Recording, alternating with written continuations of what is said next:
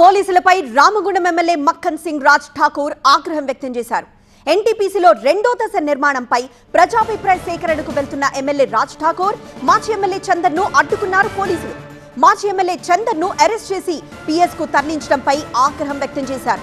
తనపై పోలీసు అధికారి దురుసుగా ప్రవర్తించారంటూ మండిపడ్డారు.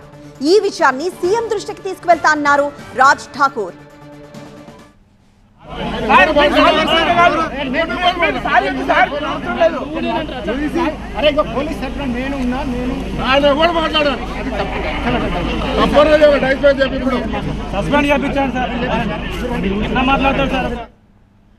కలెక్టర్ గారికి నేను చెప్తాను, ఈ ప్రాంత శాసనసభ్యుడిని నేను.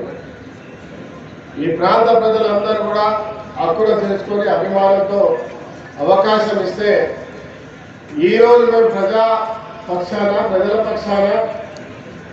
ప్రజా సమస్యలు తెలపడానికి వస్తా ఉంటే ఇవాళ పోలీస్ అధికారి ప్రత్యేకంగా ఒక అధికారి దురుసుగా ప్రవర్తించడం ఇది తీవ్రంగా ఖండిస్తా ఉన్నాం. రామగుండం ప్రజల పక్షాన కలెక్టర్ గారు, ఇది తప్పకుండా నేను ముఖ్యమంత్రి గారి దృష్టికి తీసుకెళ్తా.